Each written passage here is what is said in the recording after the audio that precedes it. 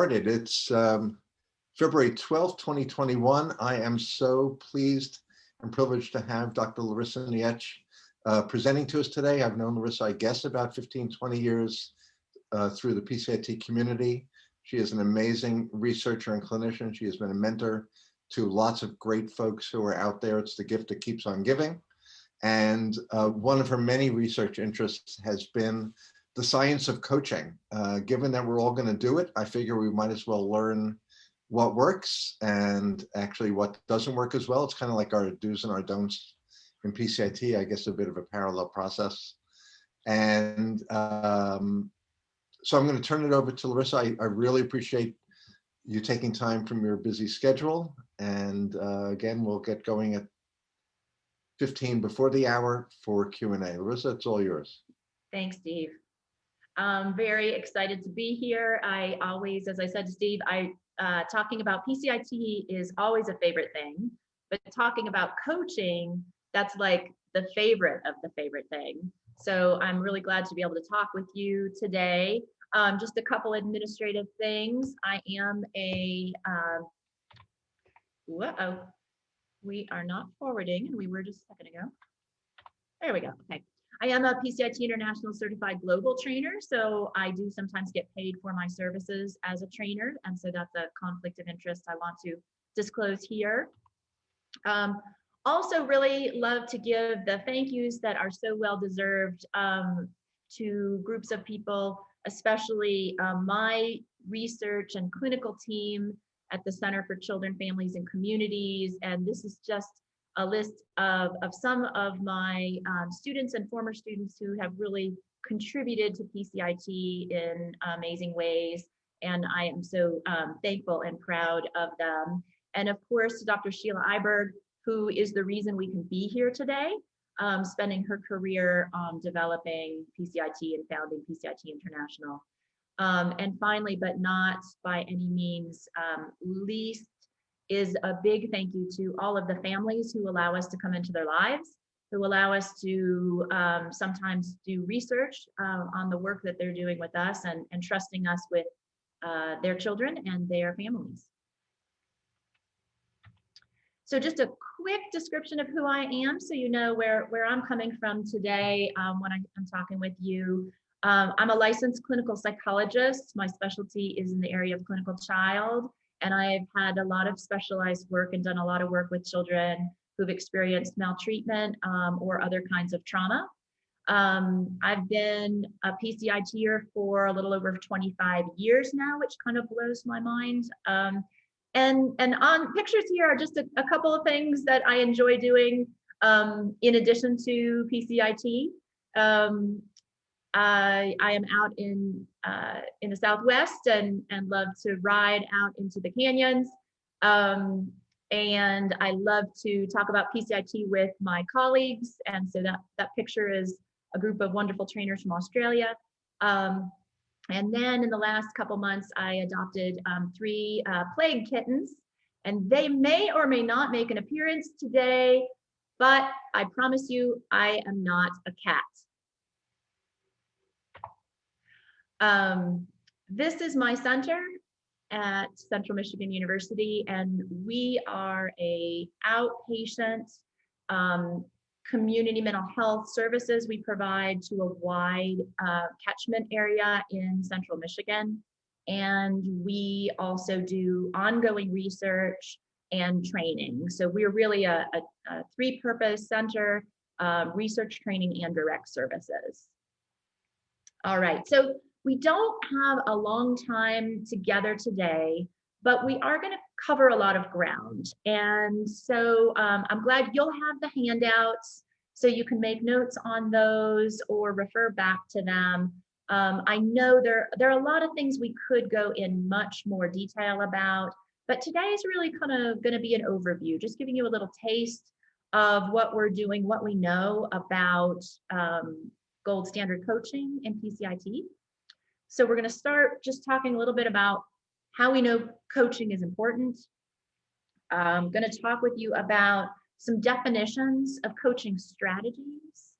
And that is going to be so that you will have this vocabulary that maybe you can start to use in your own work, but also so that we can be on the same page when we start talking about what the science is telling us about what's good coaching and what might not be. So then we'll talk about where we are so far in the science and talk a little bit about what we don't yet know, and then open it up for questions. All right, so I think everybody who's a PCITer knows that coaching is key in PCIT. And we've got a number of different studies that support the power of PCIT. One of those came out of my lab back in 2010. And with that work, we actually looked at how parents changed in their do skills and their don't skills with just one session of coaching and without an extensive didactic. So we're really just looking at what can coaching do? What does it do by itself? And what we found is that those parents who received coaching, instead of just free playtime with their kids, had strong jumps in their do skills and reductions in their don't skills just over 2 sessions. So that was one of the early studies showing how powerful coaching on its own can be. We can also look outside of PCIT. If you look at what we know about good learning and pedagogy, one of the things we know is that when you give that in vivo feedback, it often is more effective than just didactic. And so in this situation, this was actually looking at how parents can learn feeding protocols for their young children. And in vivo feedback worked better there for them. And then finally, we have the landmark article by Kaminsky, where they dismantled our parenting interventions and said, what are the aspects that make parenting interventions more effective? And one of those keys was when you had a session with parent and child together and they're practicing with feedback. Does that sound like anything we know, right? So basically laying out that, again, that live feedback is key to making positive change. So we know this. If you're a PCITer, you know it because you're in the room and you see it happening in the moment. But surprisingly, despite the fact that we basically say coaching is the key, there's been very little research on it over the years. And so we have been working to change that. And that's what we're going to be talking about today.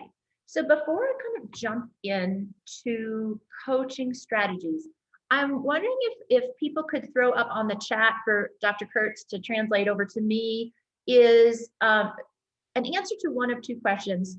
First, what challenges do you find most difficult in your CDI coaching? And how do you know when a coaching strategy is effective? So I'm going to take just 30 seconds, let you throw those answers up there. And then Steve, if you don't mind, if you could let me know what people are saying about that. I'm on it, ready to pass them on to you. Coaching reflections so that they are not unintentional questions tip-ups. Challenging when to increase from supportive to more directive. Coaching the parent who just doesn't get it even by session 6. Getting folks to stop asking questions. Most difficult, getting grandparents or older parents to get familiar using CDI language. Depressed parents. Find it difficult to find new explanations for applied skills, keeping it fresh. Feeling repetitive with my LP for skills, changing up my language. Being responsive when parent is just not demonstrating any skills. Caregivers not listening to coaching. Coaching parents to follow kids' lead and reduce commands and questions. Mm-hmm. All of the above. All right. Wow. Those are awesome. Actually, now I wish we could just go answer all those questions and talk about that. But I'm going to do my best to at least touch on a lot of these as we're going through the things we're talking about. I'm hearing questions are a big issue, and parents' lack of responsiveness seems to be a big issue, and keeping it fresh and new and not repetitive.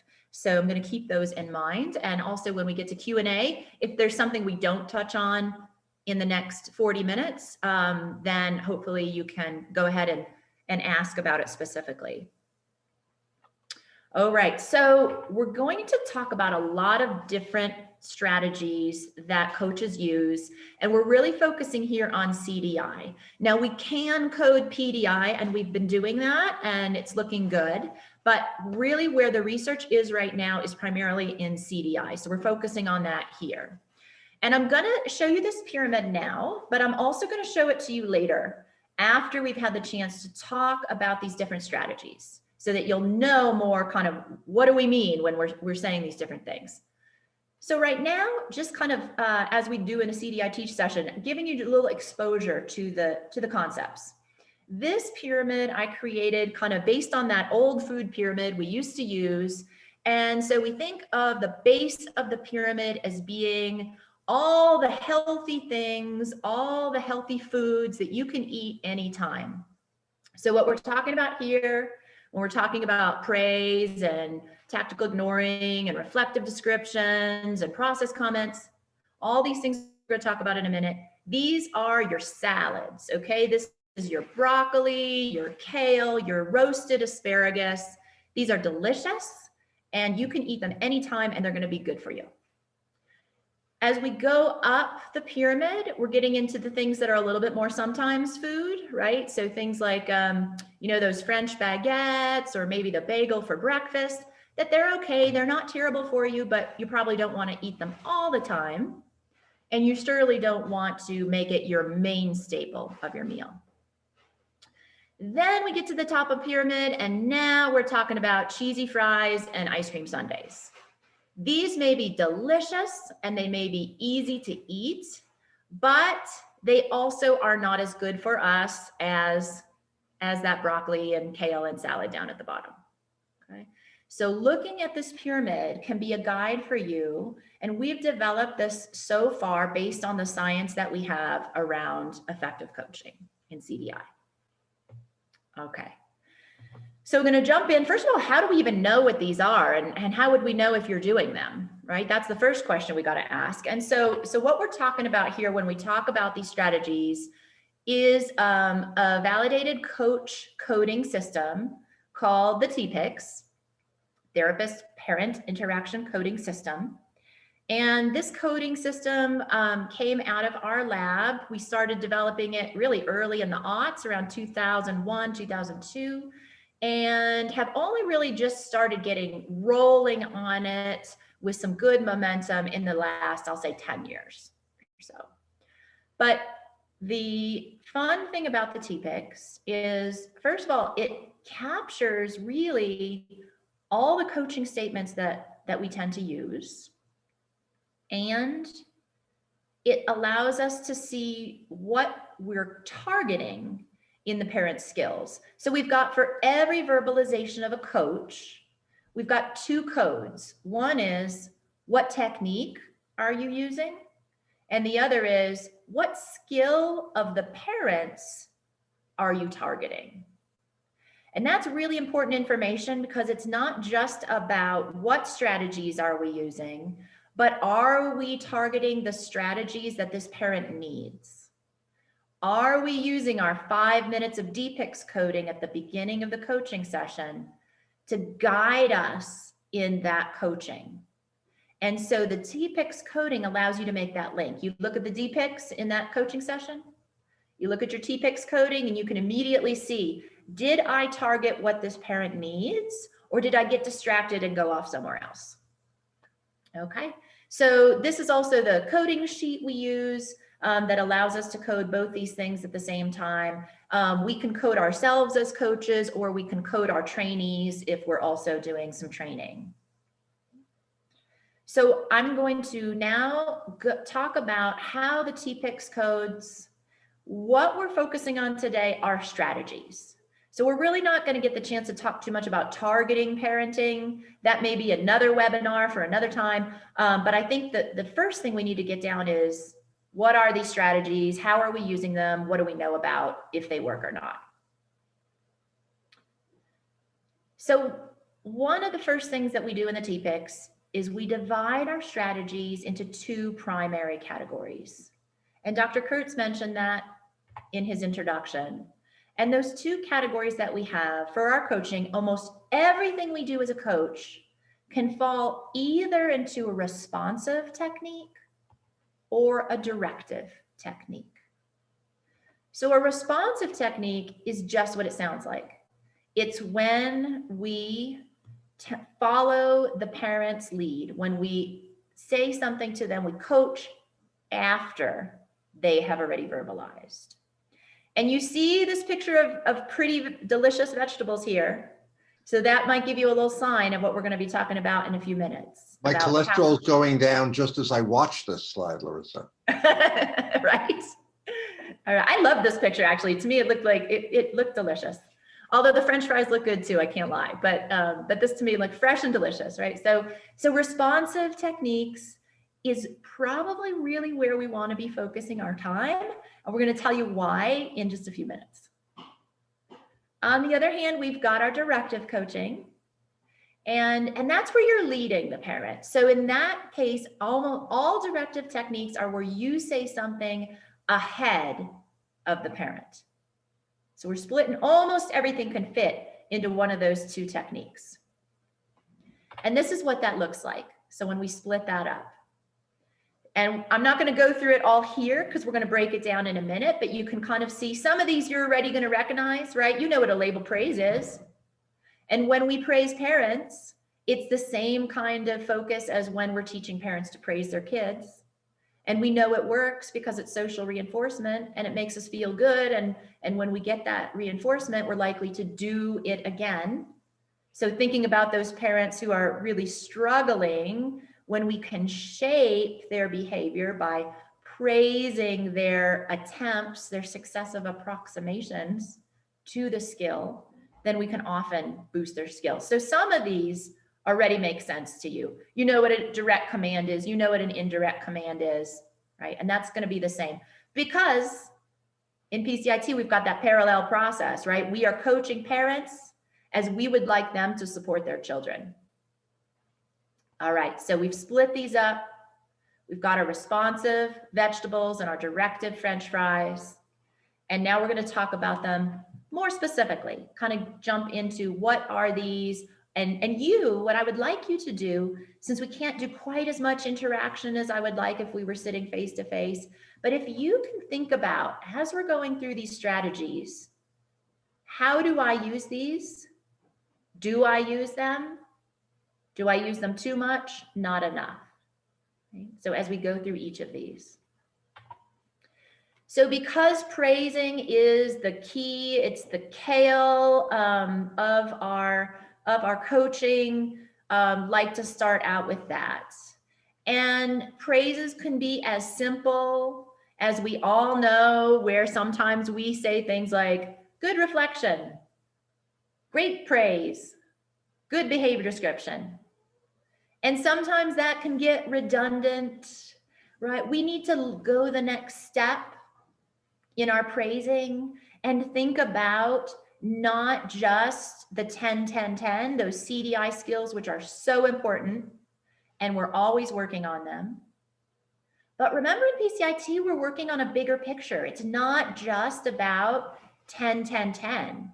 It's about strengthening the parent-child relationship.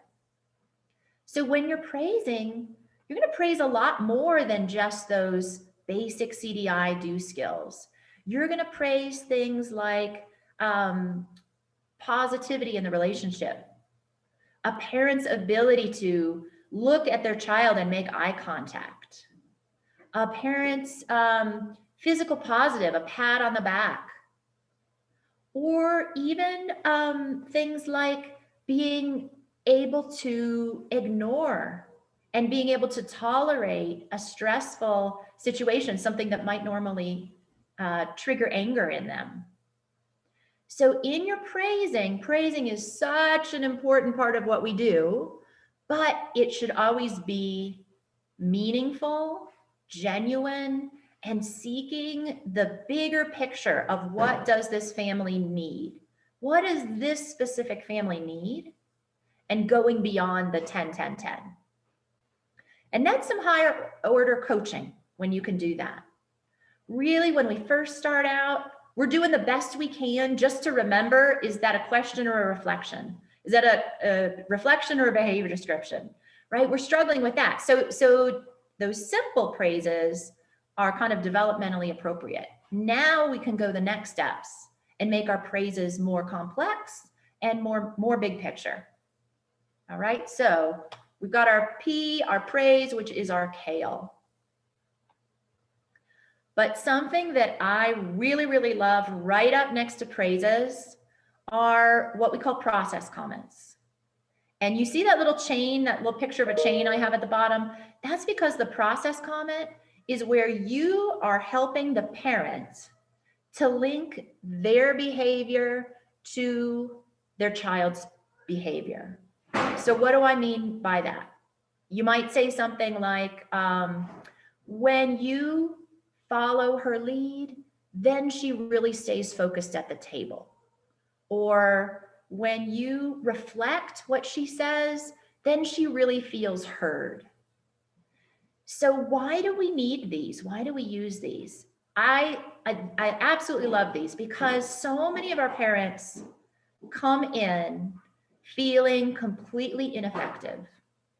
I know I can't see you all, but I'm going to ask this anyway, and you guys can raise your hands mentally. How many people have had that parent who comes in and in the intake, they're just distraught. Maybe they're crying and they're just saying, I don't know what to do to help my child. I don't know what to do to manage these behaviors. I am completely ineffective. Nothing I do works, right? And a process comment helps the parent to see in the moment when it's happening that what they do does matter. And so by doing this, you're really chipping away at that lack of confidence, at that lack of parenting self-efficacy. So process comments, again, they're right down at the bottom of the pyramid, and you can use them all the time for so many different types of behaviors. Here's some ideas for process comments for if you're helping a parent to understand their labeled praises, or if you're helping the parent to understand why reflections are important. Here's some more process comments if you need them to help understand why reflections are powerful, or why we imitate, or how enjoyment is such a great way to help their child, right? So I love to give you these, and I hope you'll kind of look at them and think about maybe how can you add these to your coaching repertoire and maybe freshen things up, maybe give you something so that it feels less redundant and gives you new ways of building a parent's skills and their overall confidence. You're getting some amens from the people who are actually using this in practice. Awesome, awesome. I love it. I love it. I know, preaching to the choir, I know it. All right, so praises, process comments, things I love. Reflective descriptions are also very fun. They have their place too. So a reflective description is basically when you reflect to a parent something they just did. The difference of a reflective description and something like a praise is it's not evaluative. So it doesn't have that positive comment, the positive word in it. So it's just letting the parent know what they did. And let me tell you, so for those of you who are asking about questions and saying, you know, questions are really hard, I really like reflective descriptions because they're not evaluative. So they're not descriptive like directive like a criticism, but they give the parent something to, they let them hear it. So it lets them hear what they've done. So just for an example, if they're doing those tip ups, and a lot of times our parents who are doing tip ups in a few sessions, it's because they're not quite hearing it yet. And so I find these helpful because when they do that tip up, you can just say, that was a question, right? Super neutral, super matter of fact.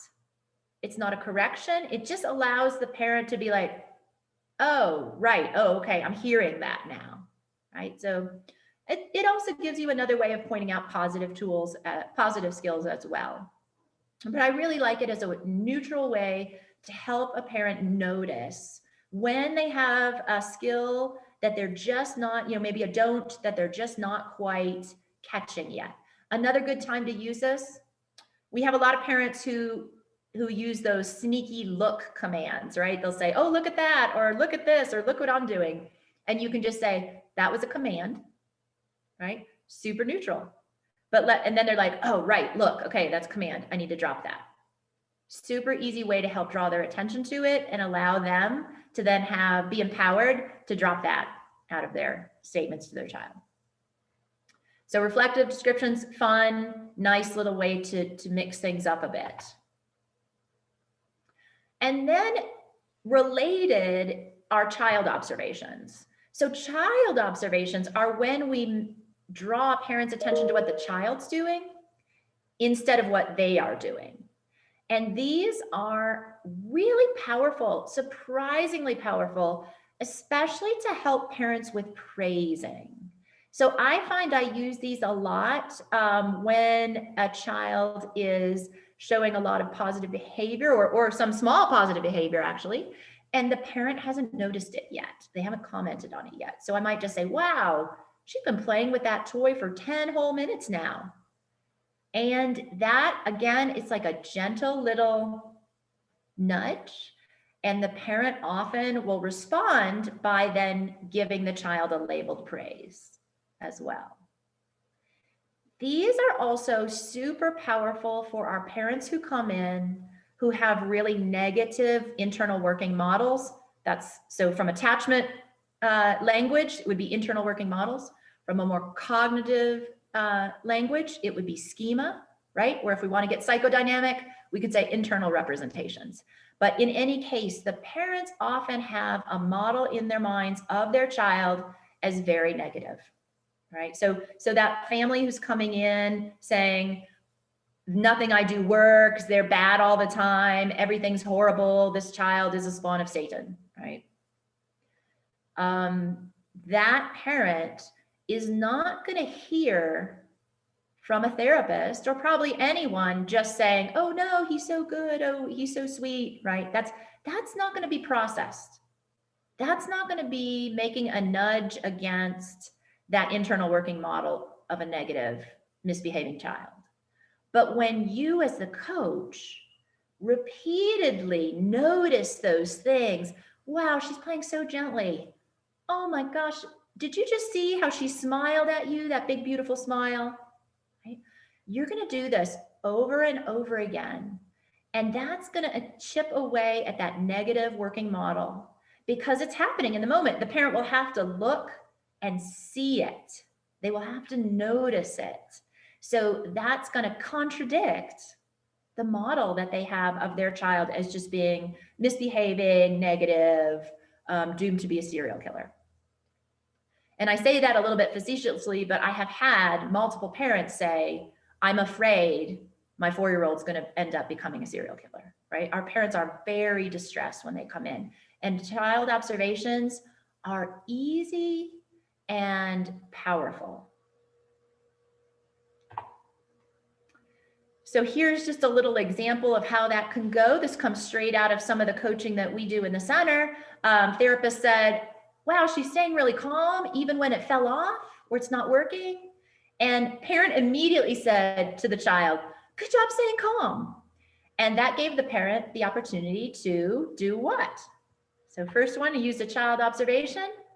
Next one, said nice labeled praise, got to praise very genuinely that beautiful praise the parent gave. And the more you praise, the more she'll do it. That's a lovely process comment right there, right? So this little chain you will find come up over and over again when you start getting those child observations going. Super powerful, like surprising. Like we think about our CDI skills, they're so powerful with kids. Some of these coaching strategies are so powerful with our parents. Okay, so we've covered the primary responsive techniques. We've got our vegetables, our salad, it's waiting for us. Now we're going to move up the pyramid a little bit and talk about some things that are more directive.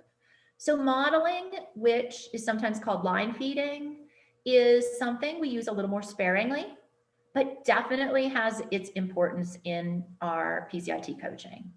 And so modeling is really just when we say something that we intend the parent to say.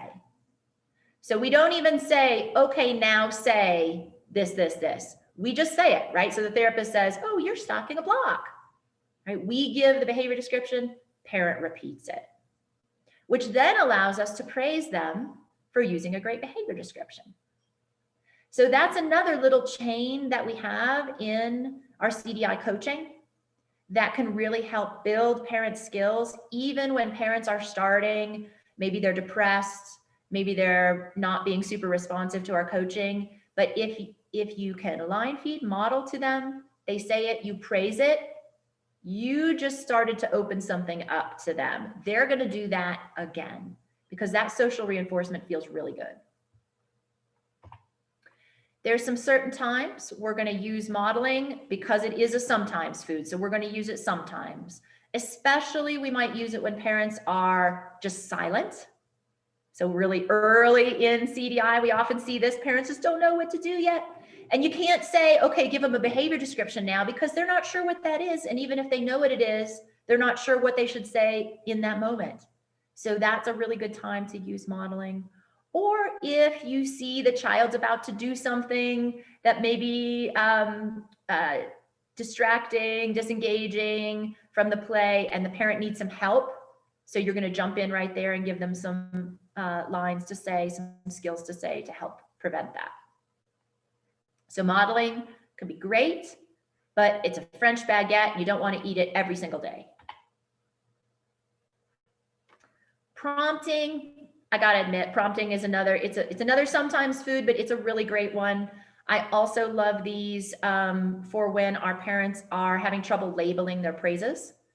Super easy and not completely directive yet, not completely confrontive, right? So it's just, if a parent says good job and you say good job for, or they say thank you and you say thank you for, right?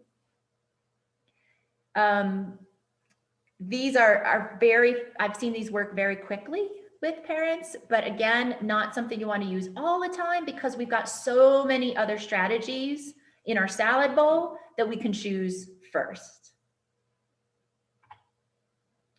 And then we've got our corrective criticisms, which again, they have their place. And we can use these from time to time, but you don't want it to be your go-to because that is going to likely lead a parent to feel defeated, like they don't know what they're doing, especially if you've got a parent who's got a lot of questions and you're hitting every one of those questions with a, oops, that's a question. Oops, that's a question. Oops, that's a question, right? So once in a while, an oops is fine. But if you start using that as your go-to strategy, it's probably going to shut down your parent pretty fast. Right? So now we're talking here, corrective criticism is probably some French fries or that ice cream with hot fudge, right? Okay. And same with direct commands and indirect commands. And now remember, again, we're talking about CDI coaching because that's very different from PDI coaching. But these things are good and there's definitely times to use them. For example, if you need a parent to act quickly to prevent a problem, or if you're helping them ignore, often a direct command or indirect command might work, right?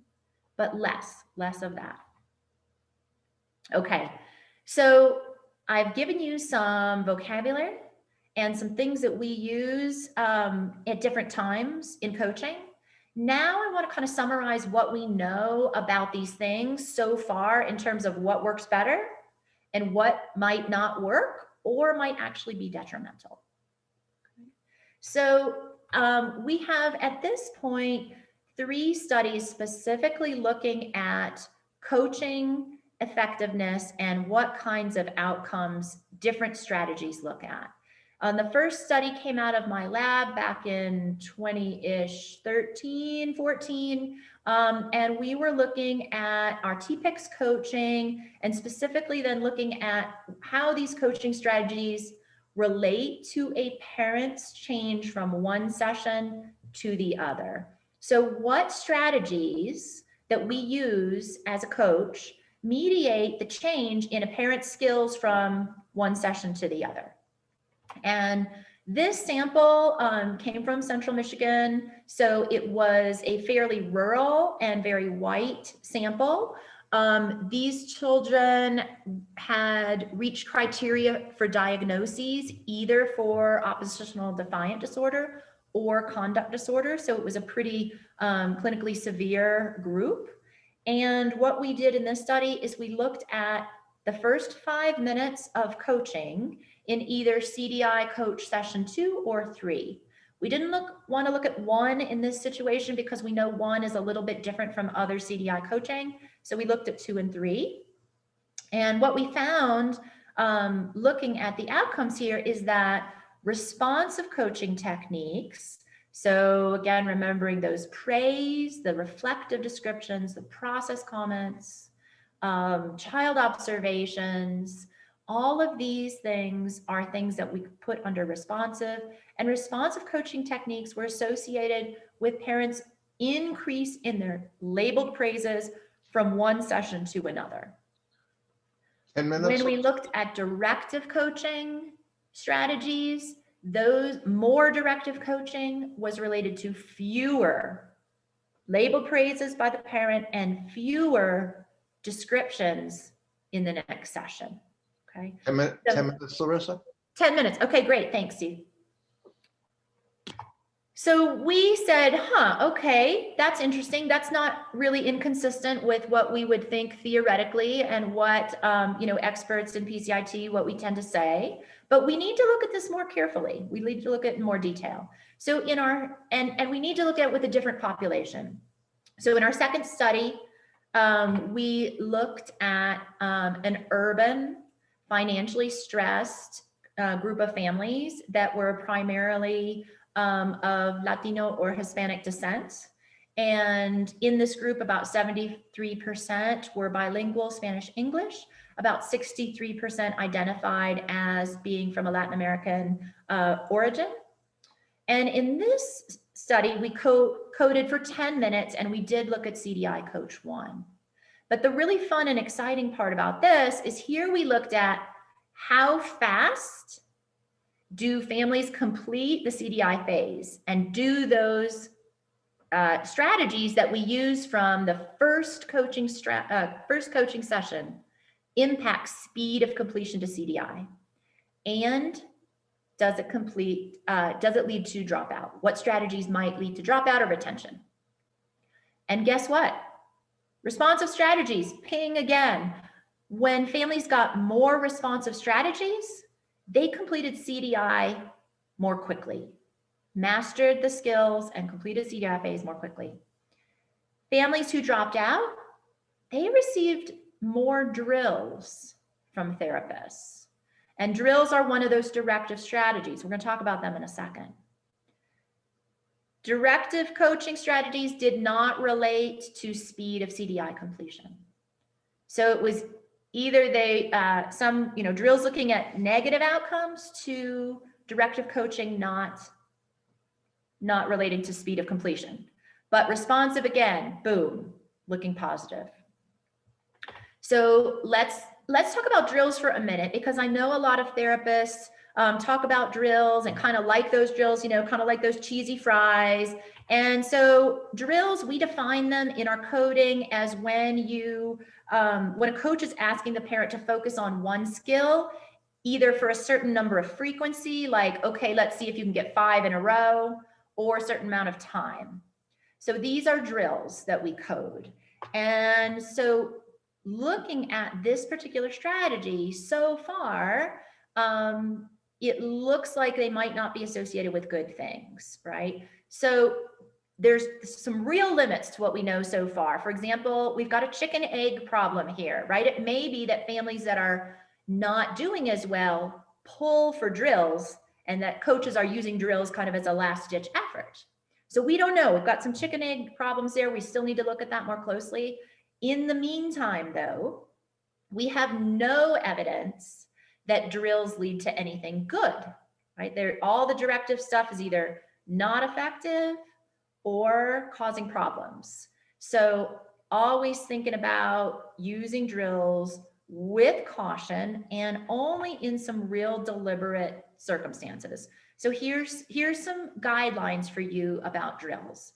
First of all, I'd only use a drill if you've tried your other less confrontive strategies. You've put every bit of salad out there and there's still something that's really parents struggling with. When it's maybe just one last skill that is kind of stuck and maybe's plateaued a little bit and parent needs some extra help.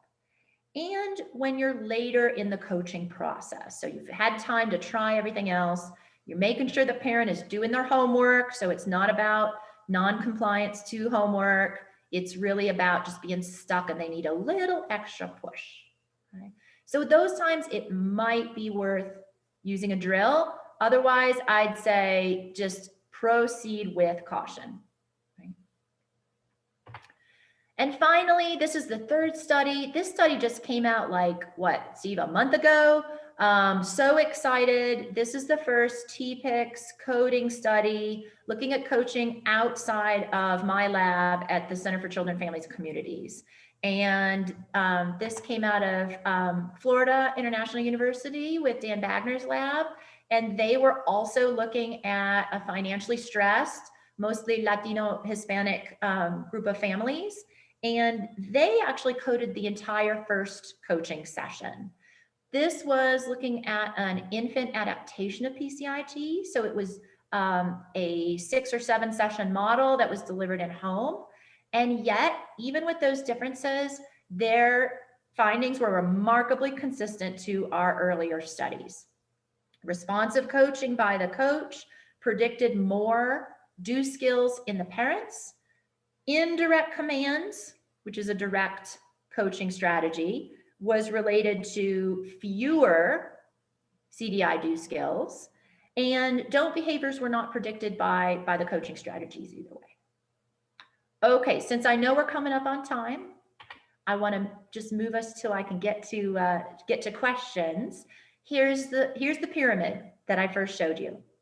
So take a look at this again. Now that you have a better understanding of what these coaching strategies are, think about your own coaching. Are you using too many drills and corrective criticisms? Are you using enough praise? Are you making the most of those process comments and really, really getting those great child observations? So here's where we are to date. We've got several studies in progress or unpublished, a couple student projects coming out of my archival data. And we've also got one looking at kind of some gold standard, looking at how experience relates to coaching strategy use. And so I'm just going to show you one table on that because it's so consistent with everything else we've been finding. So what we did here is we had coaches who ranged from undergraduate students who had received 10 hours of training to PCIT International Certified Global Trainers. And when we looked at that range of experience, what we found is that the more experience that a coach had, the less they were using modeling. So that's that negative 0.44, the less they were using modeling. We found that the more experience a coach had, the more they were using labeled praises, reflective descriptions, and process comments. So basically what our literature so far is saying is the good stuff is what our experienced therapists, coaches, trainers are using. So in summary, we have got a really nice validated coach coding system in the TPICS, and it's helping us to figure out what we should be doing more of or less of in our coaching situations. We've got remarkably consistent findings across 3 very different samples of families and 3 very different studies, including different labs in that research. And so far, those responsive strategies are looking strong. The directive strategies are looking either ineffective or potentially harmful. We still have some chicken egg questions to answer, and we're looking at that in my center, and I'm hoping some other researchers will start looking at that as well. But happy to talk with you in more details about coaching or coach coding. And now I'd love to open it up to questions. Fantastic. And I love hearing updates on the research and reinforcing some things I've heard before to help. Larissa, with respect to modeling versus child observation. So for example, I like how you're stacking the blocks calmly versus he's really stacking those blocks calmly. Do you have any data to suggest which results in a more proximal, more immediate likelihood that the parent will give a pride skill after that? Only in looking at that generalized data, Steve. So only looking at, that responsive in general seems to increase do skills and directive don't, and modeling gets coded as directive, but nothing at that fine grain level. One of the attendees wrote, I imagine parent behavior can elicit different therapy techniques. I'm thinking what you're probably going to respond to some variation with when the parent does a behavior, the coach has lots of options for how they respond, not that a specific parent behavior elicits any specific technique, right? I think that's true to a point. I think that we might find that parents who have lower skills are eliciting more directive intervention, although, and that is what we found with our first study.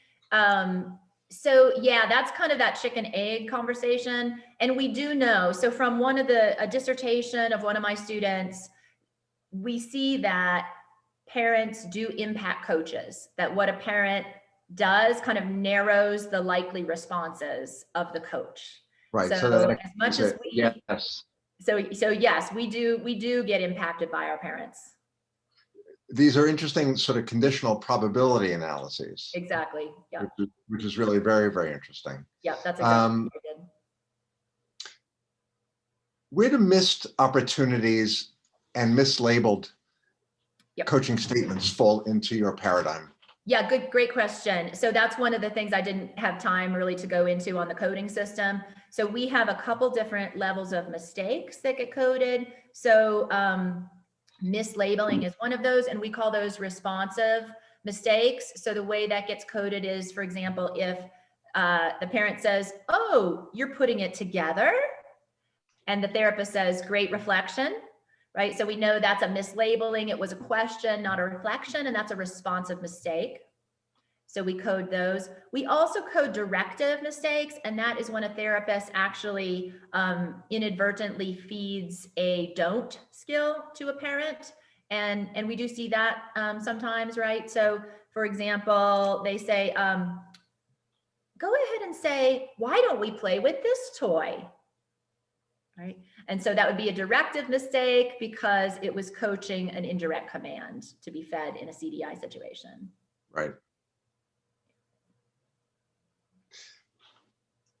Somebody was asking if you have developed a one-page cheat sheet about the skills. I guess the pyramid serves as that. And do you find some of the folks who've worked with you have some kind of cheat sheet or thing that they keep nearby in the visual space?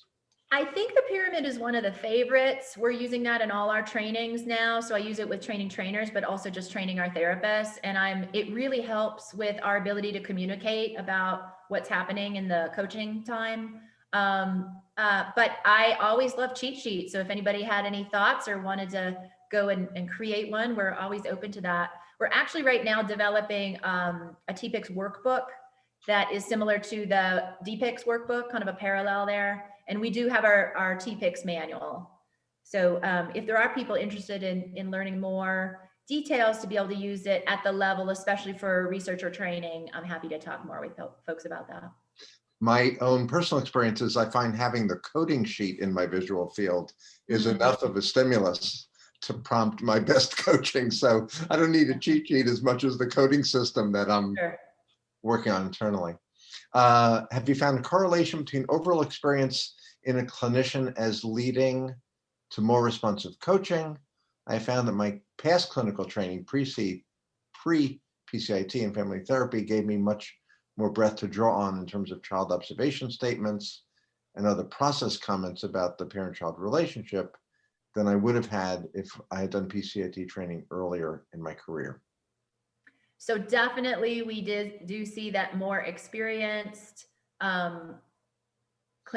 Well, let me back that up, because more experienced PCITers definitely leads to more responsive coaching. It's a little bit difficult to untangle experienced clinician from experienced PCITer, because many of our experienced PCITers are experienced clinicians and vice versa. So that's a little bit hard to untangle, but we definitely see that more experience leads to more responsiveness. Yeah, and I find anecdotally, the more experienced clinicians who are coming into PCIT have a richer understanding of child development, parent-child interactions in general, so they can more easily invoke some of the higher order things, observations that you were talking about. Yeah. You'll be glad to get this feedback. This is providing me an aha moment with my coaching. I found that I use more line feeding or modeling. The parent may sometimes expect my coaching to be that way. So when I praise the parent, they think I am directing them to praise their child, which can lead to some strange moments in a session. I tell the parent, I love how calm you're staying as the child is screaming, and the parent repeats, what am I saying? Oops. Yeah. Yeah. We've all had those moments too, I think. But I'm glad if it leads to some self-reflection. Love that.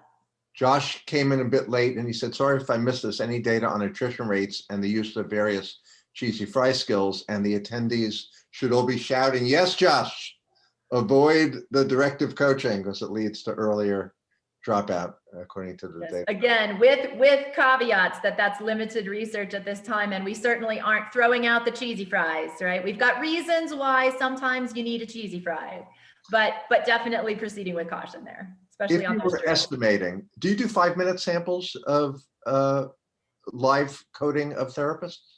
So we did 5 minutes and we did 10 minutes. And one thing that nobody's looked at yet, but we now have, so with Dan's paper that just came out, they did the full CDI coaching, and they got basically the same results that we got with our 5-minute and 10-minute samples. So I'm not seeing at this moment any particular reason that we have to be doing full coaching. I think you get a lot of consistency.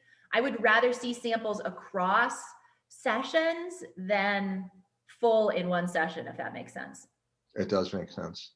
Can you remind some of the newer PCITers why we only do the warm-up in the child-led play in DPICS and not in the parent-led play in the cleanup? Yeah, so actually that research came out of our lab too. We looked at the DPICS that we used to have, where we did 5 minutes warm-up for child-led and 5 minutes warm-up for parent-led. And we did not find any significant differences with the warm-up or without. And so it was made, Dr. Iberg made the decision that we had research to support dropping that extra warm-up. There's no evidence to support that we need it. The first warm-up is really to allow the parent and child just to settle into the situation. And once they're settled in, that switch in play is really not necessary. I'm assuming, but perhaps you could verify, the difference between parent behavior in the 5-minute warm-up versus the 5 minutes we actually code is probably significantly more parent talking in the part that we code rather than the part that's chucked away as warm-up. I have to disclose that was a 2011 paper, and I couldn't swear to an answer on that, Steve. But you could, but it's there. It's there. I think that was true. I think it was pretty that we, and I think there was a lower frequency in general because they were kind of settling into the situation. I would think. But I'm not going to, don't anybody put that in blood. Go check the article out. It was Shanley and Nietsch 2011.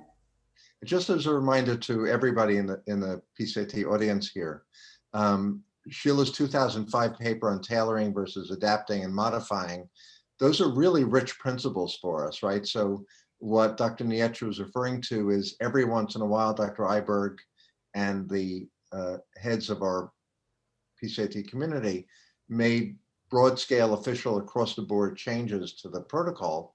And those are what we call modifications, as opposed to the tailoring and adapting that we do either for individual families or for subsets of PCIT populations. So that was an example of a modification that was done. For fluent bilingual therapists, is it recommended the therapist learn and coach in only one language first? Does learning and coaching in two languages affect coaching effectiveness so far as you know? So that was something that this recent article started to look at a little bit, whether or not coaching was different, because they had Spanish coaching and English coaching. And I also have one of my former students, Dr. Maya Barnett, has been looking at Spanish coaching as well. So what Dan's group found, Dr. Bagner's group found, is that there were some differences in coaching styles between English speaking coaches and the Spanish speaking coaches, but the predictions were the same. So there was no moderation effect of language. How they predicted outcome for the family was the same. So directive coaching still was not more helpful. So Spanish coaches might have had more directive coaching, but it wasn't more helpful for them.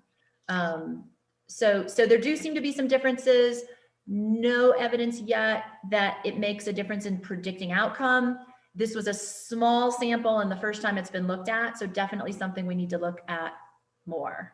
And I think for those of the attendees who are bilingual therapists coming into PCIT, and for those of us listening who are trainers, it's super important just to be sensitive to the fact that when you are coming into English as a second language, learning PCIT, which is such a language loaded treatment, to just be gentle on yourselves and understanding of your trainees that it is hard to coach effectively when English is your second language in English. Mm-hmm. And just to keep those considerations there, and the implications, of course, for our non-English dominant families that are being coached in English. I always say to my non-native English speaking trainees that, first of all, I say to all of my trainees, really, learning, for example, learning the DPICs, so learning all the codes and things we need to be coaches, that's a language. We're learning a new language. So in your head, when you hear a parent speak, you are translating that into a code. And so if you have to translate it from English into another language and into your DPICs code, you're doing a couple levels of translation there. There's no doubt. Yeah. And it's very hard to do. Larissa, do you have estimates, rough, or even if it's a guesstimate, about the amount of coaching statements that effective or experienced coaches use in a 5-minute sample compared to less experienced? Oh, shoot. Yes. And we have that data too, but hang on a second. What do we usually say? So we usually are at a frequency of about 5 to 7 seconds for a verbalization. So in a 5-minute segment, 60, 12, right, times 5. There you go. So you'd be about 60 or 70 for an experienced coach. Yeah. And about half that for newer coaches as they're starting out when they're tongue-tied? Yeah, I bet you that's probably about right. And again, we actually have that data. I just don't have it. That seems about what we were.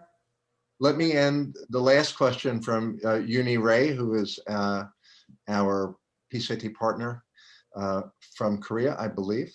I hope I got that right. Yeah. Can you say a little bit more about what makes the first CDI coaching session different? You alluded to it before. Yeah. It's in the manual as sort of a caution to avoid corrective feedback in the first session. It's not an absolute rule. You don't get fired or dismissed from training, but if you could speak to it from your perspective. So I'd say, if you take our pyramid and we already know that those directive things at the top, you want to be doing fewer of those. Well, in your first CDI coaching, I would just knock that pinnacle right off the top of the pyramid. So things like drills, direct commands, I would just take those off the table for CDI Coach 1. Modeling, you may very well need, and there's really good reasons to use modeling in a CDI coach. And so that's your middle tier on the pyramid. But I would say middle tier and down is where you want to be in CDI Coach 1. And it's a great discipline to get into for that first coaching session. I promised everybody we would end on time. Larissa, I always appreciate your clinical wisdom and the research that backs it up. It was a great presentation, and I appreciate you sharing your time with us. You folks know how to get a hold of her. Her contact information, Dr. Nietsch, is in her slides. And thank you again. For those of you who are new to our webinars, we have 5 great ones lined up for the next 2 months. So please check it out. And on that note, we will say goodbye and stay safe. Thanks, Dr. Kurtz. Appreciate it. Awesome presentation. Thank you. Thanks. See ya.